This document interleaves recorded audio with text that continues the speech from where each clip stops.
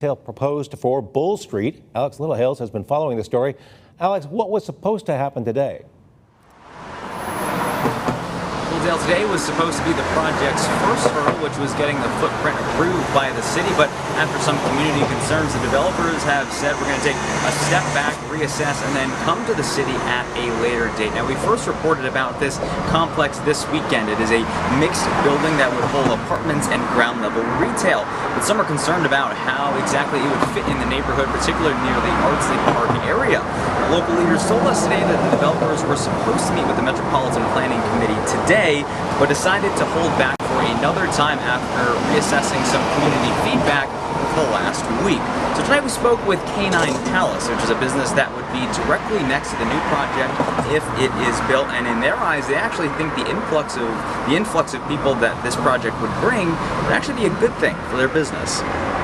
We'll still be attractive, even though probably those, commercial build outs on the first level will probably be more modern and everything. I think we're still attractive to Savannah because of the history and, this section.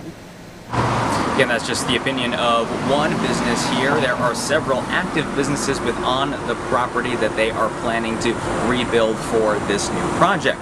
And we've reached out to the development company DAI Commercial for a comment on this story tonight. They have yet to give us a response back. From Savannah Tonight, I'm Alex Littlehales for WJCL 22 News. Alex, thanks. And you can read more about the project right now on our website, WJCL.com. Still to come, we now know some students in our area will be starting the school year online because of where they live.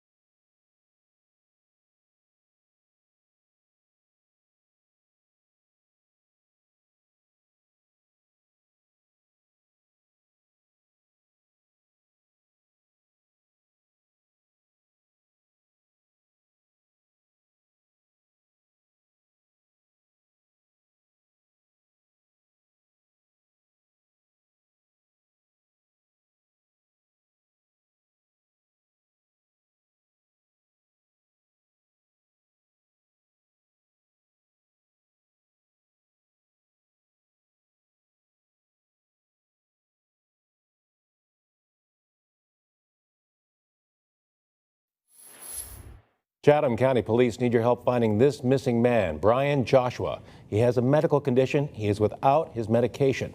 Last seen more than 2 weeks ago, known to frequent the Bay Street area. He's 6'9", 180 pounds. If you see him, please call 911. With the COVID-19 outbreak seemingly changing on a daily basis, as our area sees a spike in cases, some school systems are now rethinking their original plans for when the school year starts. One of them, the Bullock County School System, and as our Dave Williams reports, they're looking for some feedback from the community. Before you know it, it will once again be time for students in Bullitt County to go back to school. Just a week or so ago, it looked as though students would return to the in-person, face-to-face learning environment. But COVID-19 has other ideas, and because Bullitt County has now been designated by the Department of Public Health as a substantial spread COVID-19 area, when classes do resume, it will be online. It's nothing's a state mandate or requirement, but it's guidance that when a community is under the substantial spread category, that schools are to be closed. So based upon that information, we have started developing plans for, what it would look like to start school under a virtual learning option. It's possible that the change back to online learning will delay the original August 3rd start of school by a couple of weeks to potentially August 17th. And due to the ever-changing environment, Superintendent Wilson is holding 2 live stream sessions July 2nd and July 6th, addressing concerns of the community. Our intent with these questions that are being submitted is to try and get an understanding. What's the pattern of information that's coming in here? And to be able to kind of organize and structure these sessions around providing information around those major topics. When Bullitt County is reclassified again, hopefully to a lower spread level, the school district does intend to allow those students who choose to do so to return to the traditional in-person school setting. In Bullitt County, Dave Williams, WJCL 22 News. Those live streams will happen this Thursday at 9 a.m. and next Monday, July 6th at 3 p.m. If you'd like to submit questions for those sessions, go to our website, WJCL.com, for more information. Folks in Effingham County in need of food receiving a helping hand today. Once again, the Manna House of Rincon hosting one of its food distribution events. The organization has been hosting them every other week during the pandemic since mid-March. They were originally expected to provide meals for 500 families today, but they say they probably helped close to 1,000. Today they're getting 2 gallons of Borden's milk. They're getting about 50 pounds of meat. They're getting roughly 30 to 40 pounds of produce and about 15 pounds of bakery. They're getting Chick-fil-A, corn, macaroni and cheese, biscuits, chick tenderloin. The Manna House says each family should have enough food to last them some 7 to 10 days. What a difference some rain-cooled air makes. This is the heat index, or what it feels like across our area. If you're well down to the south, Blackshear, Waycross, Alma, or Jessup, temperatures feel like they're in the 70s right now, but you go where it has not rained today, Savannah, Hilton Head, Beaufort, Ridgeland, Hampton, Tybee, triple digits right now for the feels like temperatures. We look outside from our Homewood Suites on the river camera. We do have mainly cloudy skies in downtown, no rain in Savannah. But we go just down to the south. We are finding some heavy downpours, maybe a couple rumbles of thunder in and around Richmond Hill. We'll revisit that in just a moment. Steadier rains, Baxley, Alma, Blackshear, and Jessup. And this area has had quite a bit of rain now over the last couple hours. Some locations approaching about 1 to 2 inches. These isolated downpours, you could easily pick up maybe a quarter to half inch of rain within the span of 10 or 15 minutes. These are torrential downpours. A couple lightning strikes are detected southeast of Richmond Hill. And right along Highway 144, that downpour will continue progressing east. So in Richmond Hill, if you haven't seen rain yet, chances are pretty good you'll catch a few showers this evening. Here's Storm Tracker radar network. South Georgia, the western part of the state, that's where the most organized rain is at. And then we have some of those thunderstorms trying to build in a little bit closer to the Savannah River. All locations still have a chance of showers and thunderstorms this evening. The highest threat clearly is from around I-16 and points south. As we move through, let's say 10, 11 p.m., the rain should start to dry up and then just warm and humid out the door tomorrow morning with temps into the upper 70s.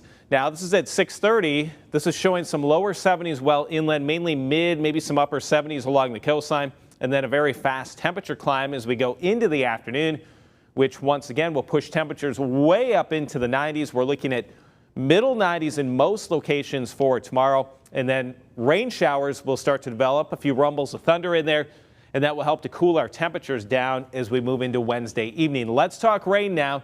By 8, 9, 10 p.m. this evening, could still be a leftover shower, maybe an isolated thunderstorm. Pretty dry out the door on Wednesday. If you have an umbrella, just grab it, keep it on standby for later. How much later? Probably after 2 or 3 p.m. That's when we're looking at some scattered showers and thunderstorms to move through the area. Most of the rain then dries up from Wednesday night into early Thursday, and then we sort of repeat the process once again with afternoon showers and thunderstorms building as we go into Thursday. Here's your CityCast for tomorrow. Tybee Island, 94 degrees, Bluffton, mid-90s, Richmond Hill, 96, 95 in Statesboro and Alma, and a 30% chance of mainly mid to late afternoon or evening showers and thunderstorms. 4th of July holiday forecast right now.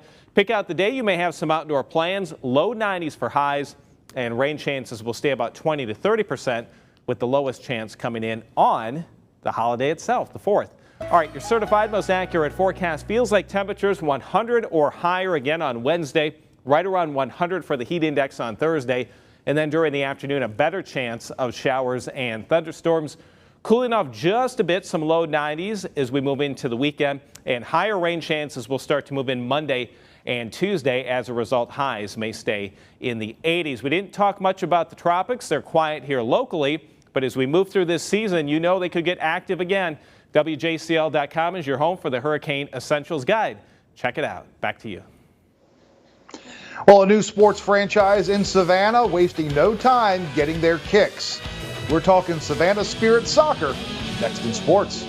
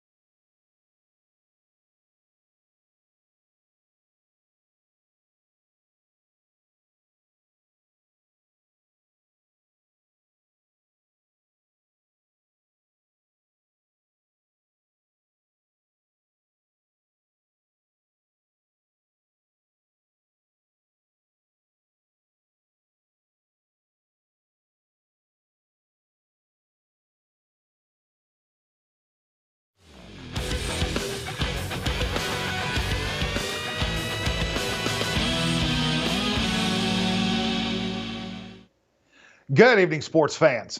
Over the weekend, Savannah's newest sports franchise took the field for the very first time. The Savannah Spirit Soccer Club debuted with a 4-0 victory over South Carolina United, marking a new era in women's sports here in coastal Georgia. Amy Zimmer has the story. Savannah's first ever Women's Premier Soccer League team made an impressive debut over the weekend in front of nearly 400 fans. The Savannah Spirit Soccer Club winning the first match of their exhibition season in shutout fashion, 4-0. Now the team back on the practice field, preparing for 3 more matches this season. It was really emotional. I was pretty moved by the fact that we had so many fans come out to our first ever game. I think we had over 400 people, which is crazy right now in this pandemic. 400 people came out and socially distanced and wanted to watch some soccer, so we're glad we could put that on for them. I waited 4 years throughout my college career waiting for a team like this to be put together in Savannah. The soccer world in Savannah is so small, and just having people come out and watch us, whereas like in the past years we've traveled to Charleston, to Greenville just to play soccer. Now we finally get to do it in our hometown. It's great. Savannah Spirit returns to action this Thursday on the road against Peachtree City, followed by the two squads facing off here in Savannah on July 8th at Benedictine Military School for the Spirit's final home match of the season. Reporting in Savannah, Amy Zimmer, WJCL 22 News. And that's a look at sports. Stick around.